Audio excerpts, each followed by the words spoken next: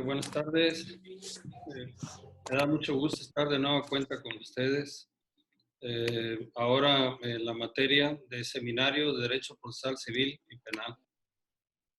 Esta eh, asignatura pues es pura práctica, ¿verdad? Pero sí es necesario ver algo de teoría por razón de que recordar algunos conceptos acerca del procedimiento civil y procedimiento penal. Esta primera parte va a ser de procedimiento civil. Eh, Ahí en ella, cada vez que veamos un tema, ¿verdad? Vamos a analizar las 7 etapas del proceso. Estamos hablando del proceso civil. Consta de 7 etapas. Hay que recordarlas, ¿verdad? Refrescar la memoria en ese sentido. Y, y una vez que veamos cada una de ellas, les voy a solicitar me hagan un trabajo. Las etapas son la etapa preliminar, la etapa expositiva, la etapa probatoria, la etapa conclusiva, la etapa resolutiva, la etapa impugnativa y la etapa ejecutiva. O sea, todo el proceso consta de 7 etapas. ¿Qué es el procedimiento? Bueno, el procedimiento civil es una serie de actos de tipo jurisdiccional llevados a cabo ante un tribunal con el objeto de dirimir una controversia que se ha suscitado entre dos o más integrantes de la sociedad y no nada más conocerla, sino también resolverla a través de una sentencia. Al final de cuentas, las partes en litigio, lo que pretende cada una de ellas, pues es una resolución y desde luego que es una resolución acorde a sus pretensiones, ¿verdad? Cada una de esas partes. Sabemos que hay 2 partes en litigio y hay ocasiones que hasta un poco más. La parte, nosotros las conocemos por parte actora y parte demandada y en ocasiones también se llama juicio a algún tercero interesado, ¿verdad? Entonces, todos ellos son los que forman parte de un litigio y todos ellos también lo que pretenden es una resolución del caso que le están planteando al juzgador. Decía yo que el proceso es una serie de actos concatenados, unidos entre sí, para el logro de una solución de un conflicto. Esa serie de actos pues, es una serie de actividades, decía yo, de tipo jurisdiccional, que se llevan a cabo precisamente ante un órgano jurisdiccional, ¿verdad? Ante un juzgado de primera instancia que conozca de la materia civil. Y hablaba yo de que esos actos se traducen en 7 etapas. La etapa preliminar, expositiva, probatoria, conclusiva, resolutiva, impugnativa y ejecutiva. La primera parte del proceso generalmente inicia con la demanda en la etapa expositiva, pero hay ocasiones en que requerimos de la etapa preliminar. Esta etapa preliminar es optativa. Cuando la ocupamos, pues echamos mano de ella, nosotros los abogados, los litigantes, y hay ocasiones en que no se ocupa. Entonces, por eso digo yo que generalmente el proceso inicia con la presentación de la demanda en la etapa expositiva. Pero cuando tenemos necesidad, los litigantes, de echar mano de la etapa preliminar, pues bueno, cuando los clientes de nosotros nos piden una providencia precautoria de embargo, nos solicitan medios preparatorios a juicio, actos prejudiciales de separación de persona, que se decrete alimentos provisionales, medios provocatorios a juicio, cuando alguien se anda jactando públicamente de que le debemos algo, pues lo provocamos con el objeto de que si tiene algo alguna demanda que entablar en mi contra, pues que lo haga. Y si no, pues que calle para siempre, ¿verdad? Son los medios provocatorios a juicio. Y así una serie de medidas cautelares que se pueden pedir al juez previa al inicio de un juicio principal. Les decía yo esta situación porque son las que vamos a ir analizando poco a poco, ¿verdad? Durante el tiempo que tenemos para examinar este procedimiento. El procedimiento, pues bueno, como todo proceso, tiene una serie de requisitos y formalidades. No es nada más el hecho de que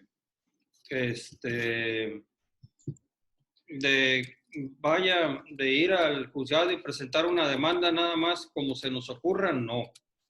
Todo el proceso está dotado de una serie de formalidades y requisitos que la misma ley nos impone. ¿Cuál? Pues el Código de Procedimientos Civiles, la Ley Orgánica del Poder Judicial de la Federación, la propia Constitución, etcétera, ¿verdad? O sea, todas esas legislaciones de alguna forma nos vienen y nos dicen, pues, cómo hacer una demanda, qué debe de contener una demanda, ¿verdad? Cuáles son los requisitos de la demanda. Y eso, pues, obviamente, que solamente nosotros, que somos profesionales del derecho, pues podemos elaborarlo, ¿verdad? No cualquiera, es como cualquier otra profesión, ¿verdad? Nos enfermamos, pues hay que acudir al médico, tenemos un problema legal, pues hay que ir con el abogado. Y nosotros somos los técnicos, ¿verdad? Los profesionales en esta materia. Y que conforme a los requisitos que nos exija la ley, pues son como presentamos la demanda. O cualquier otro requisito, porque no nada más es la demanda, hay que contestar la demanda. No nada más es la demanda y la contestación, hay que ofrecer pruebas, hay que preparar pruebas, hay que desahogar pruebas. Y todo eso tiene sus formalidades. No es muy fácil ofrecer una prueba, ¿verdad? Y que el juez no la admita, que el juez no la acepte.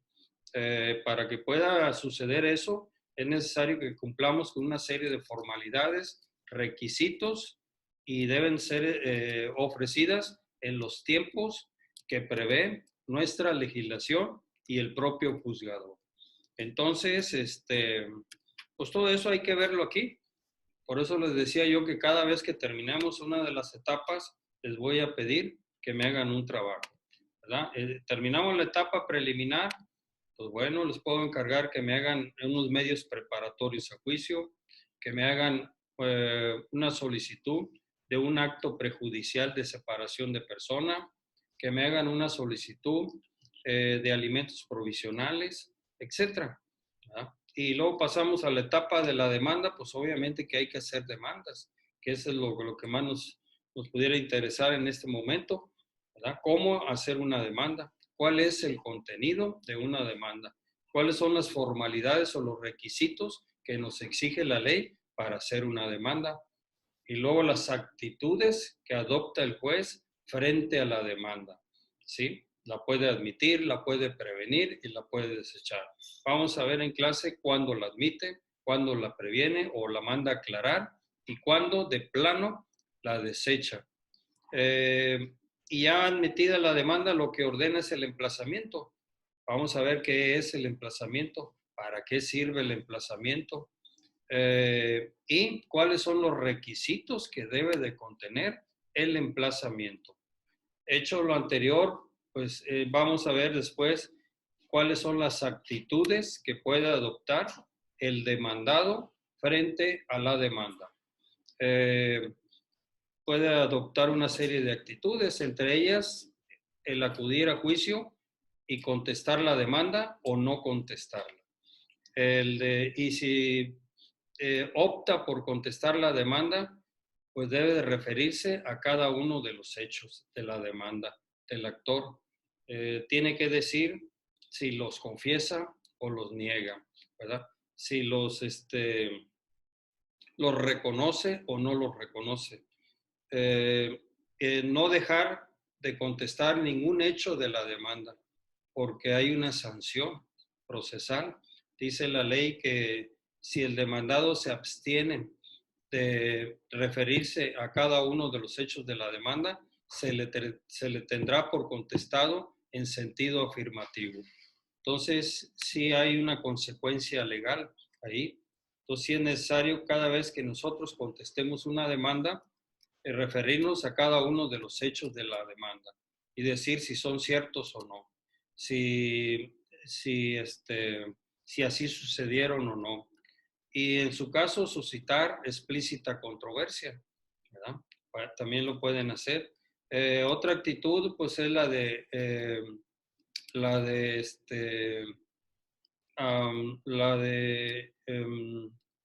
pues, puede oponer excepciones y defensas, ¿sí?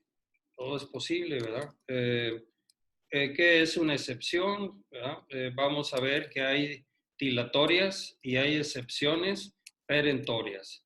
Vamos a ver las dilatorias, ¿verdad? Que son de naturaleza procesal, que no atacan el fondo del asunto, y vamos a examinar las perentorias, que sí van dirigidas a destruir la acción del actor.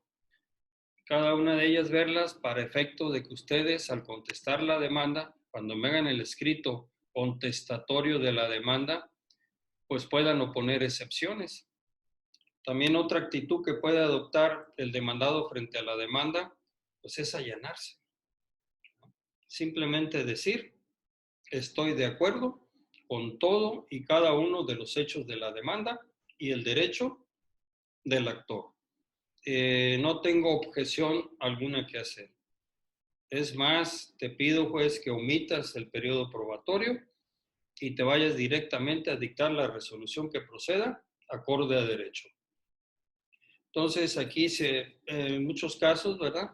Se omite el periodo probatorio y se va directamente a la sentencia el juzgador.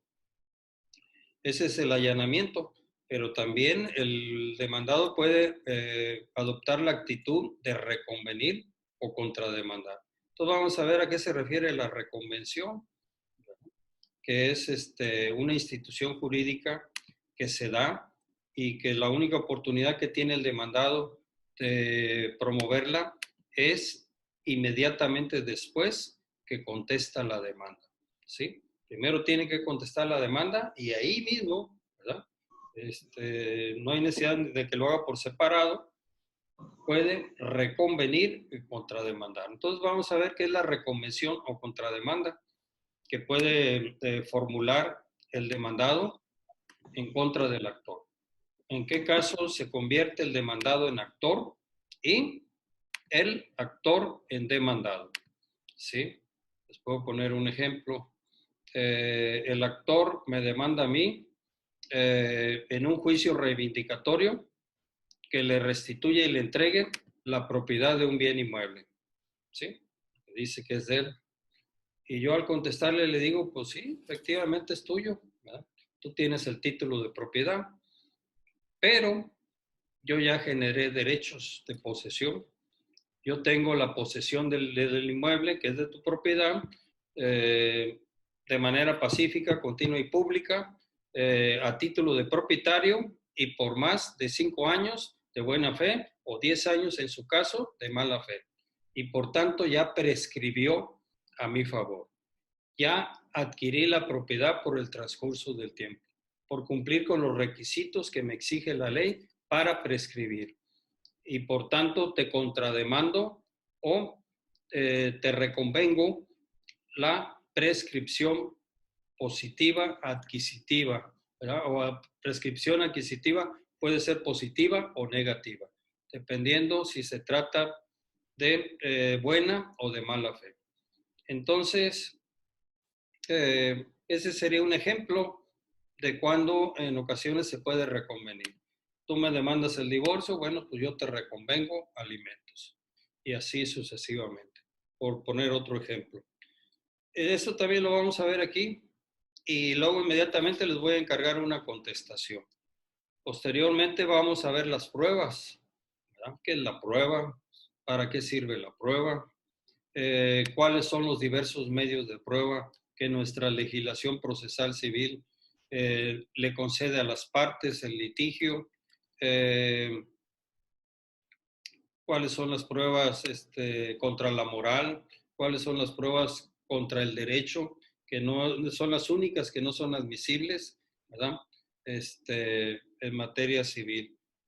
Pero generalmente, pues la ley dice que cualquier medio de prueba, ¿verdad? Cualquiera, nada más que no vaya contra la moral y el derecho. Entonces eso lo vamos a ver en clase también. Y ya una vez visto lo que es la prueba y para qué nos puede servir la prueba, pues en los litigios siempre se va a buscar la prueba idónea, ¿sí? ¿Cuál es la prueba idónea? Pues hombre, dependiendo del caso. Si me quiero divorciar, pues tengo que exhibir el acta de matrimonio. Si quiero alimentos por razón de parentesco, pues exhibir el acta de nacimiento del niño, ¿verdad? Del menor, o el acta de matrimonio en su caso, ¿verdad? La ley dice en qué casos el cónyuge o la cónyuge puede exigir alimentos aún divorciados, ¿verdad? ¿Cuándo subsiste esta obligación? Bueno, pues el juez lo va a determinar bajo ciertos requisitos, bajo ciertas condiciones. En fin, todo ello lo vamos a ver. Y, y ya vistas las pruebas, pues les voy a pedir que me hagan un escrito, ¿verdad? Vamos a tratar siempre de elaborar un escrito aquí, a ver de qué manera lo hacemos. Está un poco complicado, ¿verdad? Pero voy a buscar la manera de al menos enviarles, ¿verdad? Se me está ocurriendo la idea de enviarles una copia de una demanda, una copia de un acto prejudicial, una copia de alimentos provisionales, una copia de, si tengo de algún emplazamiento, una copia de una contestación de la demanda, una copia de un escrito de ofrecimiento de pruebas, porque yo les decía que es algo muy técnico, no es fácil, ¿verdad? Para que una prueba la pueda emitir el juez, es necesario que cumpla con ciertas formalidades y requisitos y que esté presentada en tiempo. Y fíjense bien, no, por ejemplo, si ahorita les dijera, oigan ustedes compañeros, hagan por favor, ¿manda? Pero luego dice que desactivar la audio. No, Es que luego se borra. sí, ¿Eh? eh, que me ofrecieran la prueba testimonial, ¿cómo le van a hacer? ¿No? Desde luego es por escrito, pero qué formalidades o qué exigencias nos impone la ley procesal civil. Sí, sí es necesario. Si los vamos a ofrecer nosotros o por conducto del juzgado, se va a mandar a citar esos testigos. Este, eh, Hay que exhibir o acompañar con la solicitud de la prueba testimonial el interrogatorio en base al cual van a ser examinados los testigos, con copia para la contraria por si desea hacer valer su derecho a repreguntar. Lo mismo sucede con la confesional. Hay que exhibir el pliego de posiciones, ¿verdad? Y el pliego de posiciones, pues también, vaya, la formulación de las posiciones son exigencias de la ley también muy técnicas, ¿verdad? Que debe de formularse en sentido afirmativo, que deben ser hechos propios del absolvente, que deben de tener las preguntas relación con la litis, etcétera. O sea, todo ello, si están formuladas en sentido negativo, no las van a desechar. Si no tienen relación con la litis, no la van a desechar. Si no son hechos propios del absolvente, pues igual. Entonces, todo eso hay que aprenderlo para poderlo hacer. Si exhibo la pericial, pues tengo que designar a mi perito, pero también tengo que agregar o acompañar a la prueba pericial un cuestionario. En base al mismo va a elaborar su dictamen el perito. Entonces, es una serie de requisitos. Si quiero la inspección judicial, pues también necesito señalar cuáles son los bienes que se van a inspeccionar, ¿verdad? ¿Qué es lo que yo quiero que se inspeccione? Tengo que decirlo, tengo que especificarlo. De otra manera no me aceptan la prueba.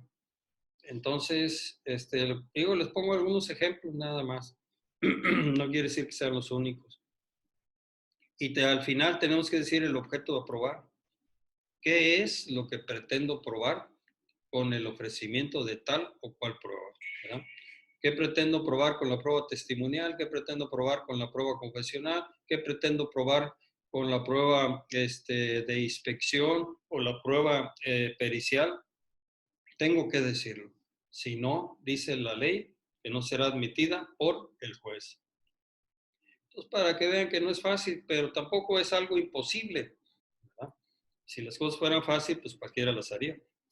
En este caso, somos nosotros los técnicos, ¿verdad? Los profesionales del derecho, quienes tenemos que aprender a elaborar toda esa serie de escritos, ¿verdad? Desde el pedir una medida cautelar, hacer una demanda, contestar una demanda, hacer un escrito de ofrecimiento de pruebas, cómo desahogar las mismas, que también tiene su propia técnica, y luego la formulación de alegatos, ¿verdad? También enseñarles a formular alegatos. ¿Qué son los alegatos? Pues son razonamientos lógicos, jurídicos, que las partes hacen al juez para crear convicción en su ánimo, para convencerlo de que con base a todo lo actuado hasta ese momento, nos asiste el derecho y la razón. Entonces, para ello, pues hay que hacer muy buenos alegatos. Si queremos convencer al juez que nos asiste el derecho y la razón, pues hay que hacer una serie de razonamientos lógicos jurídicos, ¿verdad? Estos deben de estar apoyados en la propia ley, en jurisprudencia e inclusive también en ocasiones se recomienda la doctrina. La doctrina no tiene el carácter de obligatoria, pero bueno, los criterios de los doctrinarios, de los juristas, ¿verdad? Plasmadas en sus obras, en sus libros, pues también son recomendables, ¿verdad? Y en ocasiones es necesario aplicarlo, ¿verdad? Podemos decir que en el compendio de Derecho Civil del segundo tomo de referente a bienes, derechos reales y sucesiones, en la página tal, habla acerca de las posesiones, ¿verdad? Y dice que la posesión es esto y es el otro, ¿verdad? Eso es lo que opina Rafael Rojina Villegas. Entonces, como son destacados juristas o fueron destacados juristas, pues son opiniones que pueden generar convicción, pueden convencer al juez, ¿verdad? En un momento dado. Porque de eso se trata con los alegatos. Y aparte acompañarlo de jurisprudencia, que es la que emite la Corte y los colegiados de circuito, ¿verdad? Que son interpretaciones que hacen a los artículos de la ley. Entonces, esa es la interpretación oficial, la interpretación obligatoria en algunos casos. Hay jurisprudencia que es obligatoria, hay jurisprudencia que no lo es, ¿verdad? Pero eso no significa que los criterios emitidos por ellos, cualquier juzgador coincida, ¿verdad? Esté de acuerdo con los mismos y lo pueda aplicar en sus resoluciones. Bien, y posteriormente vamos a ver la sentencia. ¿Qué es una sentencia? ¿Para qué nos sirve una sentencia? ¿Qué tan importante es una sentencia? Pues yo diría que mucha, ¿verdad? A través de ella el juez resuelve el caso. Aquí cesa la actividad de las partes. Aquí ya no son las partes las que van a formular una demanda, una contestación, un escrito de ofrecimiento y el desahogo de las pruebas, ni van a expresar alegatos. Aquí cesa la actividad de las partes y únicamente el juez, la ley le concede un plazo para que dicte la sentencia acorde a derecho y con base en las actuaciones que se hayan practicado en ese expediente. ¿Qué es la sentencia? Bueno, pues es la resolución, ¿verdad?, que dicta el juez a través de la cual resuelve el caso, ¿verdad? Pone fin a un juicio, pone fin a una instancia y resuelve el fondo del asunto. Eso podría ser una sentencia. La sentencia es el acto procesal a través del cual el juzgador resuelve la controversia o el litigio. Eh, él, obviamente que tiene que ajustar su conducta a los lineamientos que le marque la ley. Él no puede actuar bajo su libre albedrío, ¿verdad? Los jueces siempre deben de ajustar su decisión, ¿verdad?, judicial, su sentencia, acorde a los lineamientos que le marca la ley y también conforme a las actuaciones que se hayan practicado en ese expediente.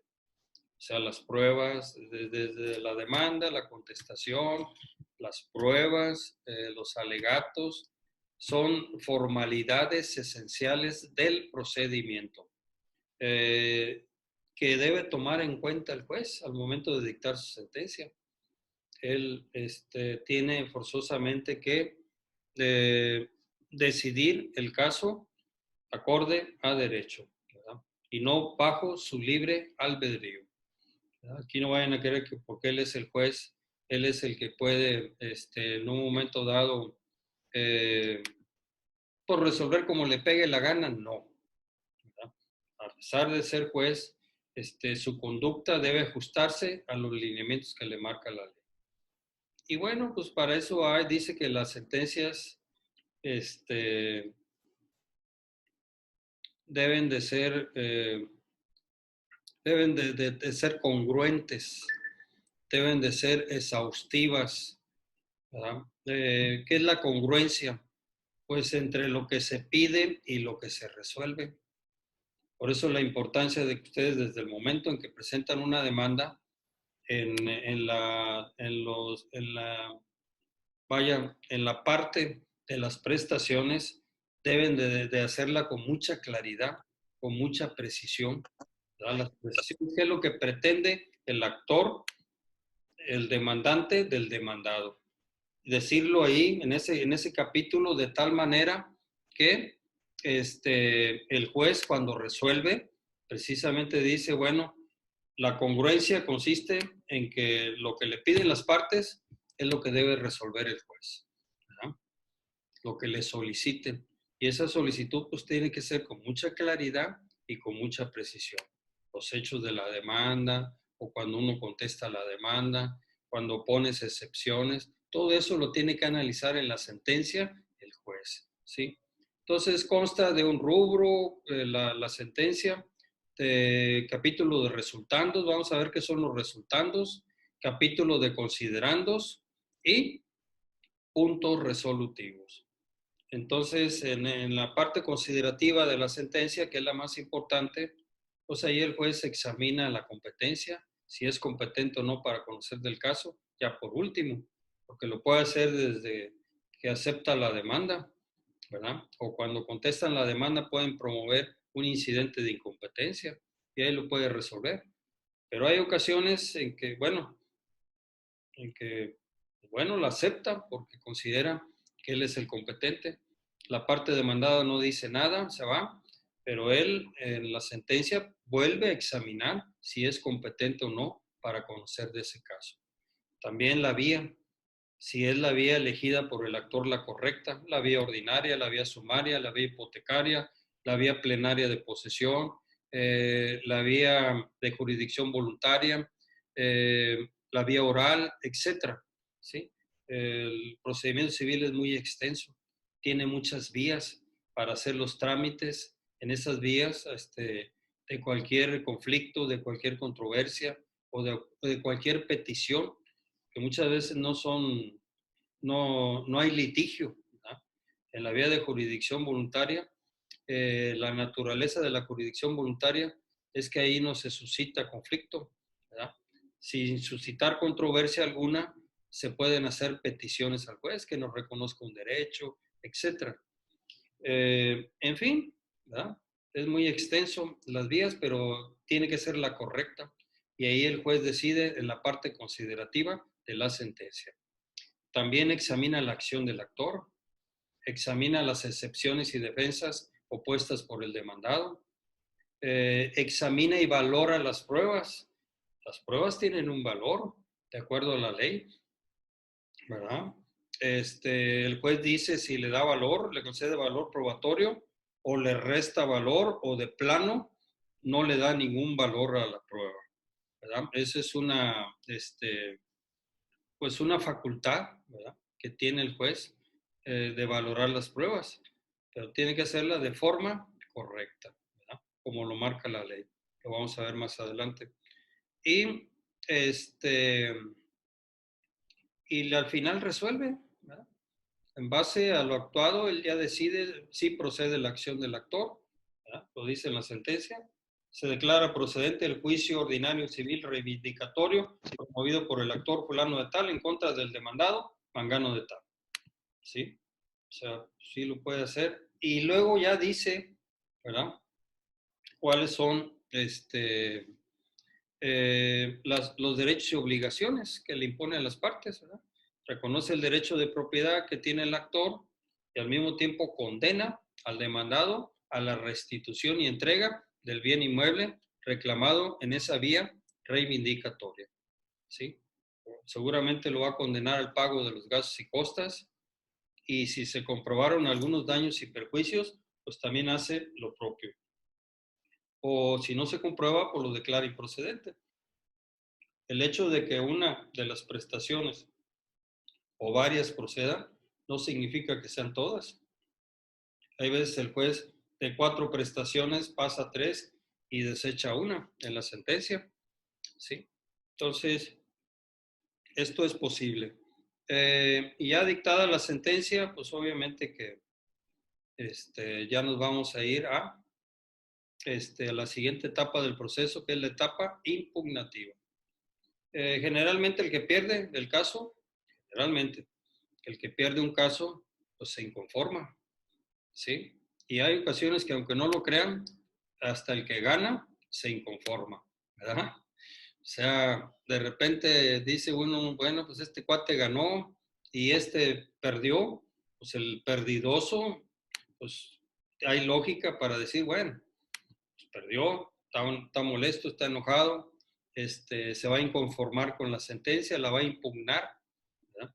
Utiliza los medios de impugnación. Aquí en Tamaulipas sería la apelación, que tiene por objeto que el Tribunal de Alzada, el Supremo Tribunal de Justicia, la sala correspondiente, en este caso son las salas colegiadas, las que conocen sobre apelación contra sentencia definitiva. La sala colegiada está integrada por 3 magistrados que de manera colegiada la analizan y la resuelven, ¿verdad? Esto yo creo que fue una buena medida la que tomó el Poder Judicial del Estado de Tamaulipas. Ya tiene pues, varios años, algunos 10 a lo mejor, en que ya hay salas colegiadas que pertenecen al Supremo Tribunal. Los magistrados resuelven de forma unitaria y de forma colegiada. De forma unitaria cuando se trata de apelaciones de auto o de interlocutoria. Y cuando se trata de apelación en contra de una sentencia definitiva, hay 2 salas de civil y familiar integrada por 3 magistrados que conocen y resuelven de ese tipo de apelaciones. ¿Cuál es el objeto de la apelación? Pues bueno, revocar, ¿verdad? El que apela, pues pide que se revoque la sentencia. Que se modifique en su caso, o, aunque no lo pida, se puede confirmar. Pero también actualmente las apelaciones sirven para hacer valer violaciones graves al procedimiento y que afectaron la defensa de la parte perdidosa, la parte que perdió, ¿sí? Estas violaciones graves al procedimiento, ¿cuáles son? Pues bueno, las más comunes podrían ser el desechamiento de alguna prueba, o peor aún, ya una vez admitida la prueba, que no la pueda deshogar por alguna razón que estima el juez. Entonces nosotros podemos, en un momento dado, a través de la apelación, hacer valer esas violaciones graves al proceso. Y aquí lo que procedería, en el caso de que proceda la violación, el juez, al detectarla, o sea, el juez de segunda instancia, el magistrado, la sala correspondiente, procede ordena a que quede sin efecto la sentencia de primera instancia y que se reponga el procedimiento. A partir del momento en que se cometió la violación, ordena que se reponga y da los lineamientos para que se haga, ¿verdad? Esa reposición. Pues puede ser una prueba, como les decía, principalmente. Ha habido casos, es más, hay jurisprudencia que dice que una violación a una formalidad esencial del procedimiento es el hecho que no se lleve a cabo los alegatos. Hubo jueces que, pues algunos jueces consideran que los alegatos no son importantes, ¿sí? Y aunque no lo crean, hay ocasiones que omiten esta etapa. Y en una ocasión se omitió y se fue a apelación y ordenaron la reposición. Una disculpa, pero es que este sistema nada más me da 40 minutos. Y luego hay que volver, en el caso de nosotros, ¿verdad? Que tenemos 1 hora 45 minutos, pues hay que volver se desconecta y luego nos volvemos a conectar. Entonces creo que esto va a ser siempre, mientras usemos este sistema, desde luego. Así que les pido una disculpa. Es que ya el término a mí se me marca, pero ya les digo, ¿verdad? Son de 40 minutos. Una vez iniciados son 40 minutos y luego podemos reiniciar, como lo estamos haciendo en este momento. Bien, les decía yo que la segunda instancia son las salas que conocen de apelación, que es el medio de impugnación ordinario que nuestra legislación le da a las partes que se inconforman de una sentencia dictada por un juez inferior o un juez de primera instancia. Ahora, en la apelación, aquí hay algo muy importante. Yo creo que es de suma importancia y a mí me gustaría ver de qué manera se los puedo explicar para que ustedes estén en posibilidades de hacer agravios, ¿verdad? Cuando se apela, se expresan agravios por el apelante o el recurrente. ¿Qué son los agravios? Bueno, pues los agravios son aquellas violaciones, ¿verdad? Que el apelante o el recurrente estima que el juzgador cometió durante la secuela del procedimiento o en la propia sentencia y que los hacen valer, ¿verdad? Con el objeto de que se pueda revocar, modificar o en su caso reponer el procedimiento a través de la apelación. Pero ¿qué es la expresión de agravios? Bueno, pues tienen también su tecnicismo. No es nada más el hecho de decir, oye, pues no me recibió la prueba o me la recibió y me la desechó, y no. Hay que hacer una serie de razonamientos también, ¿verdad? Antiguamente se decía que tenía que ser en forma de silogismo, un silogismo jurídico, en donde estableciéramos una premisa mayor, una premisa menor y una conclusión. Yo creo que se puede seguir usando, ¿verdad? Este sistema en forma de silogismo, que es un razonamiento lógico, jurídico, que se le hace al juez, en donde se establece, se le plantea el problema, en este caso la violación, ¿verdad? Apoyada en la legislación, en la ley, que es la premisa mayor, la premisa menor, y al final, cómo concluimos ese agravio, ¿verdad? Oiga, pues si es que esta actitud de este juez, al momento que me desechó la prueba, me dejó y esto afectó que la sentencia saliera en mi contra. Entonces, sí hubo afectación, ¿verdad? Esa violación que cometió el juzgador hay que corregirla. ¿Y quién la puede corregir? Pues su superior jerárquico. ¿Quiénes son? Los magistrados que integran la sala colegiada correspondiente. Ellos son los superiores jerárquicos de los jueces de primera instancia. Y la apelación sirve precisamente para corregir, para remediar o para subsanar cualquier deficiencia que se encuentre en la sentencia y que tenemos que expresarlo a través de los agravios. Entonces, pues hay que tener también agravios, ¿verdad? Hay que saber expresarlos. Es algo un poco complicado, ¿verdad? Por el tecnicismo y demás, pero al final de cuentas, una vez elaborados, 2, 3 veces que hagamos agravios, se vuelve rutinario esto, ¿verdad? Aprendemos y nos podemos defender en una segunda instancia. Bien, ¿verdad? Entonces, ahora hay apelación adhesiva. ¿Qué es la apelación adhesiva? ¿Para qué sirve la apelación adhesiva? Esta apelación adhesiva se refiere más que nada a la persona que ganó el caso, ¿no? Y que se adhiere a la apelación interpuesta por la parte perdidosa, por la parte que perdió, pero ¿con qué objeto? Si ganó, ¿cuál es el problema? Ni modo que él quiera, perdón, ni modo que él quiera revocar o modificar la sentencia que le está beneficiando. ¿Cuál es la finalidad de la apelación adhesiva? Pues es fortalecer la sentencia, porque el que apela de manera adhesiva considera que el juez omitió ciertas pruebas, cierta valoración, de la prueba la hizo muy débil, de tal manera que tiene miedo, o la sentencia va muy débil, como decimos nosotros los abogados, va muy apenas, ¿verdad? Va agarrada de pincitas y en cualquier rato se cae, ¿verdad? Nos la pueden echar abajo si formula buenos agravios el apelante, el perdidoso, pues lo puede echar abajo. Entonces, ¿cuál es el objeto de la apelación adhesiva? Fortalecer la sentencia. Decirle, mira, pues aquí está bien lo que hiciste, pero yo creo que debiste haber tomado en cuenta estas y estas otras pruebas, o adminicular, ¿verdad? O unir, ¿verdad?, las pruebas de tal manera que se genere mayor convicción, ¿verdad?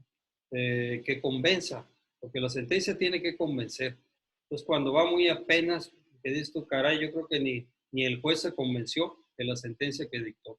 Entonces, para fortalecerla, nosotros podemos apelar también de forma adhesiva y decirle al juez, pues que si toma en cuenta esas situaciones, o sea, al juez de segunda instancia, desde luego, los magistrados de la sala colegiada que le toca conocer del caso, pues, oye, mira, aquí yo creo que el juez, si hubiera hecho esto, pues se hubiera fortalecido más la idea, de tal manera que no se venga abajo la sentencia. Entonces, todo esto es posible. Todo eso lo vamos a ver también en clase. Y, por último, ya una vez que vamos a pensar que en primera y en segunda instancia perdemos el caso, ¿verdad? Entonces, la llamada última instancia o la llamada tercera instancia podría ser el amparo directo. Van a empezar ustedes a ver amparo ahora en noveno con el licenciado Gómez y seguramente les va a explicar qué es el amparo directo. Bueno, lo van a ver hasta décimo, pero el amparo directo es el medio de control de constitucionalidad y legalidad a través del cual una persona llamada quejosa duele un acto de autoridad, en este caso, le ha violado sus derechos humanos y hace valer, ¿verdad?, a través del amparo directo contra esa sentencia definitiva el juicio de garantías con el fin de que los tribunales colegiados de circuito, que son los competentes para conocerlo, pues le den la razón, ¿verdad? Porque el de primera y segunda instancia dijo que no procedía el juicio. Entonces, pues se puede ir al amparo y es ahí en definitiva lo que se resuelva, ya no hay más instancias, ¿verdad? Acuérdense que ningún juicio se puede prolongar por más de 3 instancias, de cualquier tipo, de cualquier naturaleza. Tiene que haber certidumbre, ¿verdad? Y la certidumbre jurídica nunca se va a dar si los juicios fueran interminables. Apelación tras apelación, amparo tras amparo. Pues si así se quejan los clientes, que nos tardamos mucho para resolver un caso, por las razones que ustedes quieran, ¿verdad? Imagínate si fuera interminable, ¿verdad? Las instancias, pues no sería correcto. Entonces, hay un tope, hay un límite y sería el amparo directo. Lo que se resuelve ahí, se viene el expediente a primera instancia. Y vamos a pensar que procediere, ¿verdad? Que la justicia de la Unión ampare y proteja al quejoso, ¿verdad? Y le ordene a la autoridad responsable, que es la sala colegiada del Supremo Tribunal de Justicia, que deje sin efecto la sentencia y que dicte una conforme a los lineamientos que él está imponiendo, ¿verdad? Y la declaran procedente el juicio. Entonces ese juicio se viene a primera instancia para su ejecución. La última etapa del proceso es la ejecución, la etapa ejecutiva. Entonces, ahí en ella, ¿qué hay que hacer? Bueno, pues ya la sentencia ya causó ejecutoria. Dice la ley que causan ejecutoria las sentencias por declaración judicial, cuando así lo declara judicialmente una autoridad, o por ministerio de ley. Y las resoluciones dictadas en segunda instancia por el Supremo Tribunal de Justicia, a través de la sala correspondiente, causan ejecutoria por ministerio de ley. ¿Sí? Entonces, esa sentencia ya está lista para ejecutarse. Hay 2 formas de ejecutar una sentencia, ¿verdad? La voluntaria y la forzosa, diría yo.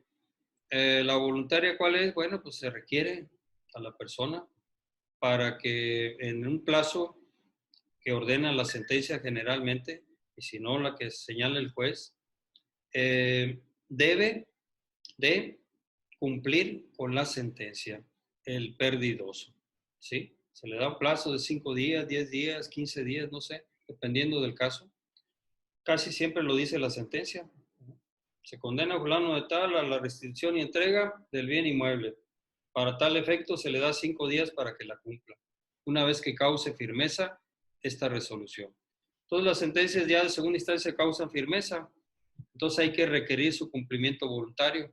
Si muchas veces sí se acata y dicen, bueno, pues aquí están las llaves, pues, dáselas, ya perdí, ya ni modo. Pero en la mayoría de los casos siempre no cumple en el plazo que le conceden para que cumpla la sentencia voluntariamente. Entonces se van a la ejecución forzosa. Y ahí, dependiendo de lo que se trate, pues es lo que va a ordenar el juez. Y aquí va a aplicar los medios coactivos, ¿verdad? Las reglas de ejecución forzosa. Va a hacer uso de la violencia, ¿verdad? Como dicen por ahí, el uso de la fuerza pública de que dispone el Estado, en este caso el juez, para exigir el cumplimiento del deber impuesto en sus propias sentencias. Me acuerdo cuando yo trabajé mucho tiempo en un juzgado, inclusive fui juez también, y recuerdo que siempre decíamos, los jueces siempre decimos, mis sentencias se tienen que cumplir. Si no, de otra manera, ¿qué sentido tiene? ¿Verdad? Hay veces son dolorosas, pues sí. Hay que irle a quitar un hijo al papá para dárselo a la mamá o viceversa, o quitárselo a los abuelos para dárselo a la mamá, etcétera. Hay que quitarle un terreno, hay que sacar a remate bienes, una casa, un rancho, un carro, etcétera. Pero se tiene que cumplir, ¿verdad? O sea, las sentencias se dictan para cumplirse. Entonces, cuando no se acatan voluntariamente por el perdidoso, se tiene que proceder a la ejecución forzosa, ¿verdad? Y nosotros mismos le proponemos al juez la manera como deseamos que se proceda a la ejecución forzosa.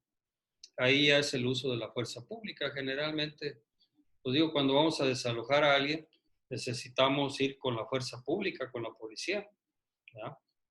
Hay veces nos mandan con los ministeriales, con, no sé, ahora la policía de investigación o con los estatales, en fin. Ellos tienen que acompañar al actuario que practique la diligencia y la orden de desalojo trae rompimiento de chapas, cerraduras, la orden de arrestar a cualquier persona que se oponga a la ejecución y acusarlo ante el Ministerio Público de,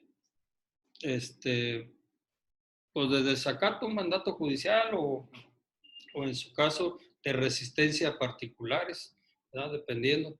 Entonces, sí, eh, hay diversos medios coactivos. La coacción es el uso de la fuerza de que disponen los jueces. Medios coactivos que la ley le concede al juez para que los pueda utilizar y obligar al perdidoso a que cumpla, a que se cumpla la sentencia de manera forzosa. Entonces ahí terminaría el proceso, ¿verdad? Ya una vez que se cumple la sentencia de los términos ordenados, pues se ordena el archivo del expediente y se declara como asunto concluido. Entonces son las diversas etapas de que consta el procedimiento. ¿Sí? Vamos hablando de la preliminar, la etapa expositiva, la etapa probatoria, la etapa conclusiva o de alegatos, la etapa resolutiva de sentencia, la etapa impugnativa de apelación y la etapa ejecutiva, cuando ya se ejecuta la sentencia. Esto es visto a grandes rasgos. Vamos a analizar cada uno de ellos a través de las siguientes clases. Entonces, antes de que se me pase, bueno, ya les había dicho que la clase consta de 40 minutos, ¿verdad? Y ya una vez que nos deje sin sistema, pues nos volvemos a conectar por otros 40 minutos más. Va a ser los viernes, nada más, de 6 de la tarde a 7:45. El día de hoy, pues bueno, tuve algunos inconvenientes. No pude iniciar a las 6 de la tarde, pero en las subsecuentes espero estar puntualmente ya listo, conectado para hacer uso de este sistema. Todos sabemos la causa, ¿verdad? Nos gustaría estar de manera personal en el salón, pero pues esto es imposible en este momento, dado la pandemia que estamos sufriendo. Yo espero que pronto, ¿verdad? Se resuelva este caso, este problema de salud pública y que tengamos la oportunidad pues ya de estar en el salón de clases, pues llevando a cabo todo el desarrollo de nuestro programa. Por lo pronto vamos a hacer uso de este sistema, me parece que es bueno, no lo veo nada malo, con algunos inconvenientes, ¿verdad? Todos estamos en casa, pero bueno, al final de cuentas es que no nos vayamos a perder las clases. Y otra cuestión es, si ustedes quieren comprar un libro, pues yo les voy a dar ahí unos nombres de los autores de libros. Por ejemplo, el formulario de juicios civiles,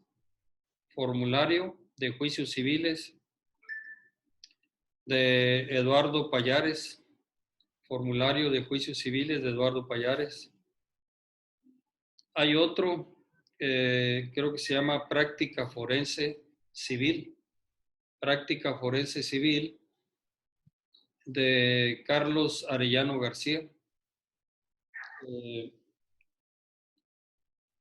Serían algunos que nos pueden servir para este curso. Y vamos a ocupar nuestro Código Procesal Civil, Código Civil y el Código de Procedimientos Civiles. En el Código de Procedimientos Civiles, ahí viene la ley orgánica, a lo mejor en ocasiones la ocupamos, la ley orgánica del Poder Judicial del Estado de Tamaulipas, también, y yo creo que serían la bibliografía que podemos ocupar para el desahogo de esta asignatura. Ya les decía yo, esto es práctica.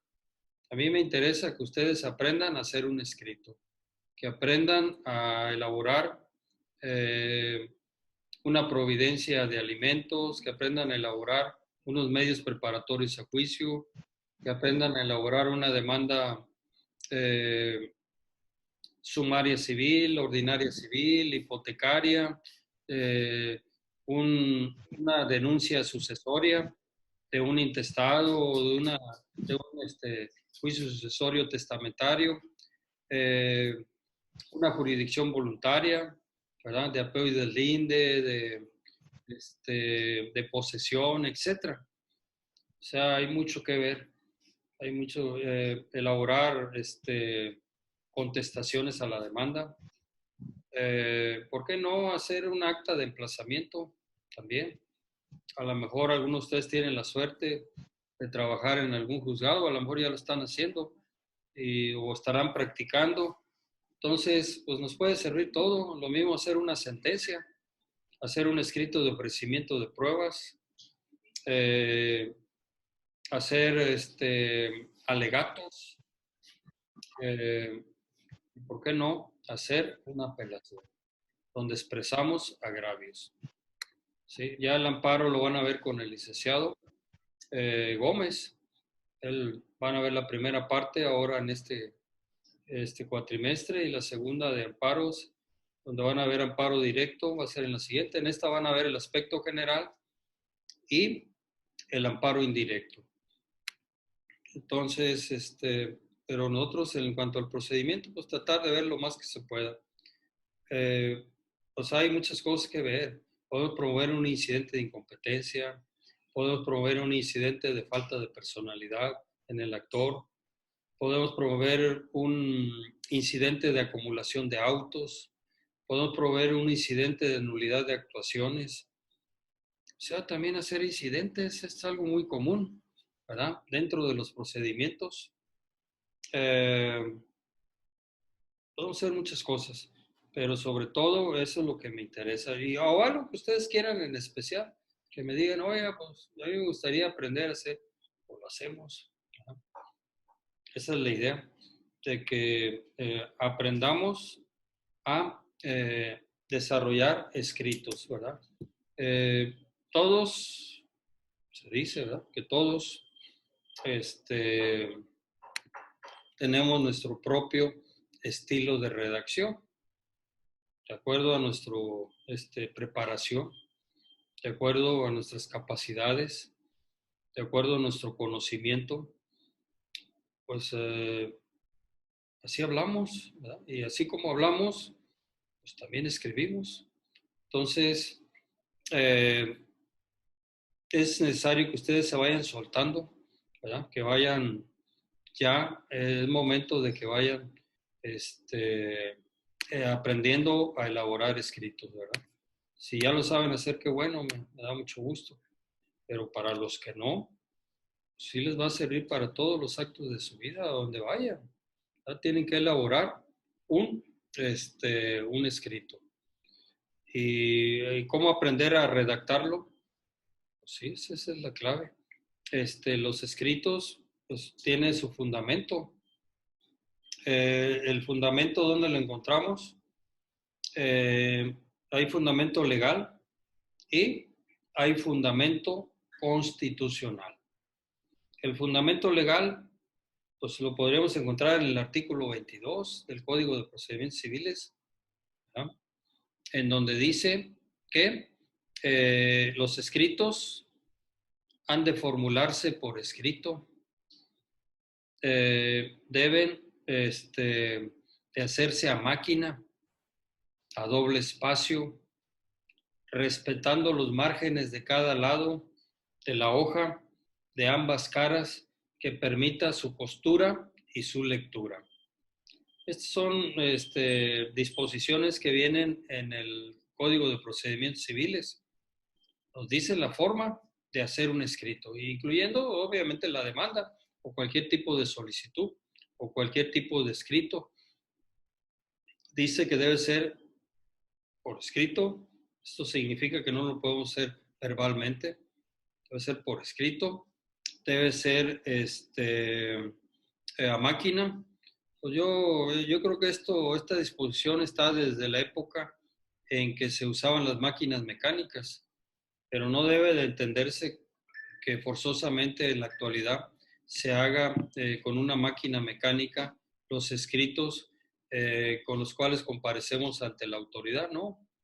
La computadora también es una máquina y por tanto podemos echar mano de ella, o que eso es lo que cotidianamente se hace eh, en esta época contemporánea, ¿verdad? En esta época actual. Entonces, hay que echar mano de la computadora, hay que hacer escritos a doble espacio, ¿verdad? Para que no esté muy pegado de un párrafo a otro párrafo, doble espacio, para que permita adecuadamente la lectura de ese escrito. Se deben respetar los márgenes de cada lado de la hoja. Por el lado izquierdo, vamos a llamarle así, pues es mayor la sangría, ¿verdad? El margen, ¿verdad? Del espacio. ¿Por qué? Porque ahí se costura, ¿verdad? Ahí se cose el expediente. ¿Cómo se hace un expediente? Bueno, pues es una carátula, ¿verdad? Que vienen los datos del juzgado. En esa carátula siempre vamos a encontrar el Poder Judicial del Estado de Tamaulipas. Juzgado de primera instancia, primero de lo civil y familiar. Juzgado de primera instancia, segundo de lo civil y familiar. Juzgado de primera instancia del ramo penal, etc. Y luego viene el número de expediente, el tipo de juicio, el nombre de las partes, el nombre del juez y de su secretario. Generalmente eso es lo que viene en la carátula, ¿verdad? Que como una parte de una carpeta, para que mejor me entienda, pero viene impreso, ¿verdad? En la parte de arriba de esa carátula, todo lo que les acabo de decir. Y ahí se pone el número de expediente a mano, ¿verdad? Que le corresponda, al que le toque. Todos sabemos que se lleva un libro de gobierno en los juzgados. Entonces, inicia el primer día de actividad del año y concluye el último día de actividad del año, ¿verdad? Inicia en enero, pues, no sé, puede ser el 2, puede ser el 4, el 6, etc. Y concluye el 15, el 18 de diciembre. Entonces, todos los expedientes que se vean en un lapso de un año se enumeran progresivamente, se van anotando en un libro y en el primer expediente que se vea del año, pues es el 01, el 2, el 02, diagonal 20, el 3, diagonal 20 y así sucesivamente. Estos expedientes, todas las demandas que se admiten, se van adhiriendo a esa carátula que les dije y se va cosiendo. ¿Cómo se va cosiendo? Con un hilo cáñamo, es un hilo muy resistente, acerado, ¿verdad? Se utiliza una aguja muy grande, muy puntiaguda, ¿verdad? De tal manera que pueda perforar muy bien todo el papel, ¿verdad? De la demanda. Yo he visto demandas, eh, no sé, de 20, 30, a lo mejor hasta más, 50 hojas. Y luego hay que incluir los agregados, los anexos, ¿verdad? Hay veces la demanda consta de 2, 3 hojas, ¿verdad? Tamaño oficio, tamaño carta, lo que sea. Pero los documentos que se acompañan pueden ser muchos. Inclusive muchas veces no es que sean muchos, sino que agregan una copia de algún expediente que se llevó anteriormente, que trae algunas 200, 300 hojas, pues ya se hace rápidamente un expediente. Yo he visto que con una demanda y el auto de erradicación hemos abierto un segundo tomo, ¿verdad? Los juzgados se abren un segundo tomo. Ya cuando consta de 250, 300, no sé, 400 fojas, se tiene que hacer un nuevo expediente. ¿Por qué? El tiempo. Porque el, eh, el mismo peso del expediente va desgajando, ¿verdad? Va pues ahora sí que rompiendo el hilo, ¿sí? Y entonces ya nos quedamos con puros pedazos. Y perder piezas de un expediente, pues es responsabilidad del secretario. Y desde luego del juez también. Entonces, por eso el secretario debe de cuidar de que cuando ya tengan un determinado número de focas, que ya esté muy pesado, abrir el segundo tomo. Hay expedientes donde se, se abren una diversidad de tomos, ¿verdad? Entonces, aquí la, la cuestión es de que eh, por eso se exige que se deje ese margen de la hoja en ambas caras que permita su costura y su lectura también. Queremos leer, pues no vamos a estar ahí tratando de abrir más el expediente. No, simplemente dar el margen suficiente, dar la sangría correspondiente para que podamos leer el contenido de los escritos. Ese es el fundamento legal, ¿verdad? De una promoción, de un escrito. Debe de contener pues, un rubro, la autoridad ante la cual nos dirigimos, un preámbulo, un capítulo de prestaciones, hechos, derechos, puntos petitorios y lugar y fecha y nombre y firma del promovente y su asesor jurídico. Este sería el contenido de una demanda. De una promoción normal, ordinaria, cualquier promoción, sí contiene un rubro. La autoridad ante la cual nos dirigimos, un pequeño preámbulo, la petición que se hace al juez, un punto petitorio, ¿verdad? Y lugar y fecha, y nombre y firma del asesor jurídico y el promovente. Entonces, esto también lo marca el Código de Procedimientos Civiles, lo que debe de contener toda promoción. Debe ser a máquina, doble espacio, en fin. Ya después vamos a ver en clase con más detalle qué contiene un rubro, qué contiene el preámbulo, qué contiene el capítulo de prestaciones, los hechos, el derecho, cómo se deben de redactar los hechos, ¿verdad? Pues también hay reglas que nos marca la ley, la misma ley procesal. ¿Y cuál será el fundamento constitucional? ¿Habrá algún fundamento constitucional que permita que nosotros, los ciudadanos, los gobernados, podamos hacerle promociones a la autoridad o al Estado o a los funcionarios, empleados públicos? Pues sí, el 8 constitucional y el 17 de la propia Constitución. El 8 constitucional, ¿qué dice? El 8 constitucional habla del derecho de petición. Es un derecho que nos da humano, que nos da la Constitución en el 8º, en donde dice que todos los funcionarios y empleados públicos respetarán el ejercicio del derecho de petición, siempre y cuando se formule por escrito, de manera pacífica y respetuosa. A toda promoción, a toda petición deberá recaer acuerdo dictado por la autoridad, en el cual se le deberá dar a conocer al peticionario en breve término. La justicia, aquí, y luego también dice que las peticiones en materia política únicamente serán exclusivas de los ciudadanos de la República, o sea, de México. Los extranjeros no pueden hacer peticiones en materia política. Entonces, este es un fundamento, porque nosotros podemos hacerle peticiones sobre cualquier materia al funcionario y empleado público, y él tiene que acordarnos. Entonces, el acuerdo que recae, pues bueno, hay muchos medios de comunicación que tiene el juzgado. Pueden comunicarnos por lista, pueden comunicarnos o notificarnos por cédula en los estrados, pueden notificarnos personalmente en nuestros domicilios señalados, pueden inclusive por edictos, cuando se ignora el paradero o la ubicación o el domicilio de una persona. Entonces, ese sería el 8. ¿Y qué dice el 17? El 17 es el derecho de acceso a la justicia. Es una garantía de seguridad jurídica, es un derecho humano. El derecho de acceso a la justicia se refiere a que nadie puede hacerse justicia por sí mismo. Nadie puede hacerse justicia por su propia mano.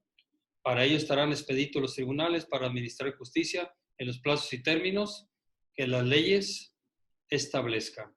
La justicia será gratuita. Por consecuencia, quedan prohibidas las costas judiciales. Palabras más, palabras menos. Pero aquí está el derecho de acción. ¿Sí? ¿Ya se acaba? Tengo 3 minutos. Bueno, pues yo creo que aquí le dejamos. Yo voy a seguir la siguiente clase explicándoles todo esto con mayor detalle. Ya vamos a iniciar la primera etapa del proceso, que es la etapa preliminar. Y también voy a terminar de explicarles este fundamento constitucional del 8 y el 17 constitucional. Si lo quieren leer, ¿verdad? Lean también el 22 del Código de Procedimientos Civiles, el 8 constitucional y el 17, el derecho de acceso a la justicia, el derecho de acción. ¿No? Ya vamos a explicar qué es el derecho de acción en la siguiente clase. Bueno, pues espero que sigan bien. Nos vemos la próxima semana en el horario de las 6 de la tarde, próximo viernes. Hasta luego. Gracias. Gracias, Lick. Buena tarde. Buenas tardes.